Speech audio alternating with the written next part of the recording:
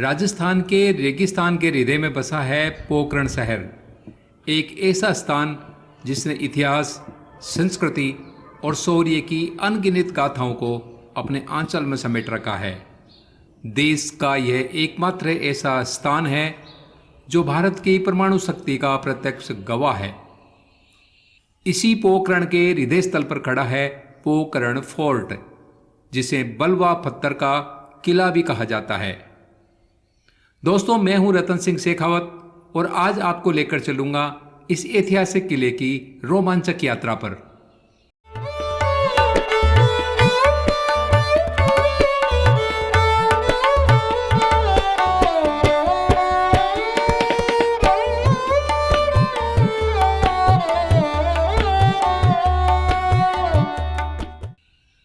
Pokhran fort का निर्माण सन 1532 ईस्वी में ठाकुर भोजराज ने करवाया था। ठाकुर भोजराज मारवाड़ के शासक मालदेव राठौड़ के छोटे भाई थे। उनके बाद इस किले को समय समय पर विभिन्न शासकों ने विस्तार दिया। सन 1532 ईस्वी से लेकर सन 1729 ईस्वी तक यहाँ विभिन्न शासकों के शासन के बाद 1729 ईस्वी में इस किले पर राठौड़ वंश की चांपावत शाखा के महासिंह जी का शासन हुआ, जो देश की आज़ादी तक उनके वंशजों के पास रहा और आज भी यह किला महासिंह जी चांपावत के वंशजों के अधिकार में है। अगले किसी वीडियो में हमारी कोशिश रहेगी इस किले के वर्तमान ठाकुर नागेंद्र सिंह जी से आपको रूबरू करवाने की। यहाँ से पूर्व महासिंह जी चांपावत भीनमाल के जागीरदार थे, पर इस क्षेत्र में अपनी सरहद की सुरक्षा को महत्वपूर्ण मानते हुए जोधपुर के महाराजा अभय सिंह जी ने भीनमाल के बदले महासिंह जी चांपावत को 100 गांवों सहित पोखरण की जागीर दी, जिसकी उस वक्त की आय 1,08,802 रुपये थी। महासिंह जी चांपावत के बाद इस किले पर उनके वंश में कई वीर शासक हुए, जिन्होंने समय समय पर अपनी तलवार के जौहर दिखाए और मारवाड़ की राजनीति के केंद्र बिंदु रहे। यहाँ के चांपावत शासकों का इतिहास इतना वृहद और गौरवशाली है, जिन पर कई किताबें लिखी जा सकती है और कई वेब सीरीज बनाई जा सकती है। इसलिए हम अलग अलग वीडियो में यहाँ के महान शासकों का इतिहास आपको जल्दी बताएंगे। लाल बलुआ पत्थरों से निर्मित यह दुर्ग एक विशिष्ट राजपूती स्थापत्य कला का अद्भुत उदाहरण है। यहाँ की दीवारें, बुर्ज और महल आज भी वीरता और वैभव की गाथा सुनाते हैं।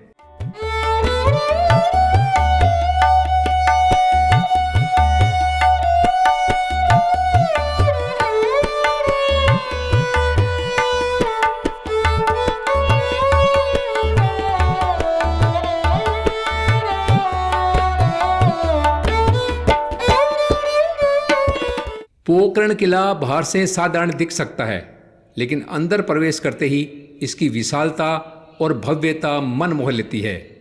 यहाँ बने महल अपनी बारीक नक्काशी और भित्ति चित्रों के लिए प्रसिद्ध है।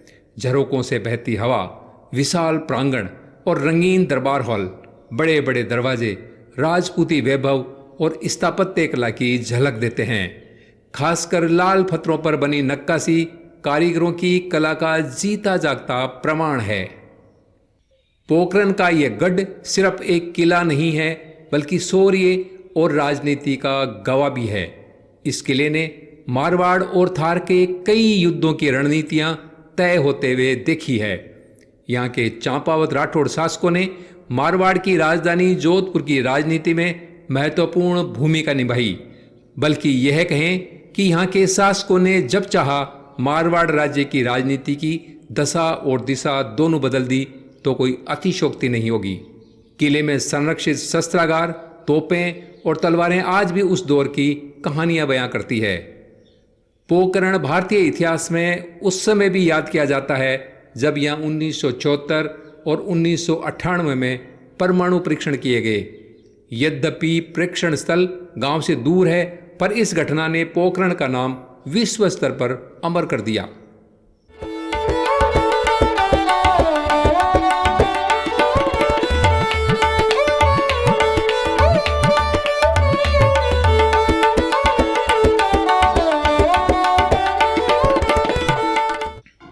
आज पोखरण का यह गढ़ एक हेरिटेज होटल और म्यूजियम में बदल दिया गया है।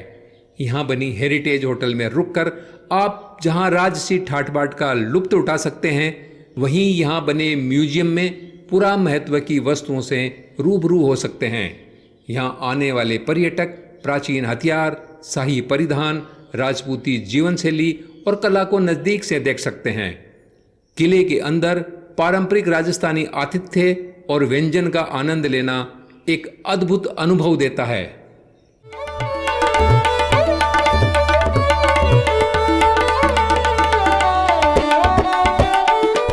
चूंकि ये किला लोक देवता बाबा रामदेव जी महाराज के तोमर राजवंश से भी जुड़ा है, इसलिए लोक देवता रामदेव जी, जिन्हें बाबा रामसा पीर के नाम से भी जाना जाता है, के रामदेवरा स्थित मंदिर में आने वाले श्रद्धालु इस किले को भी देखने आते हैं।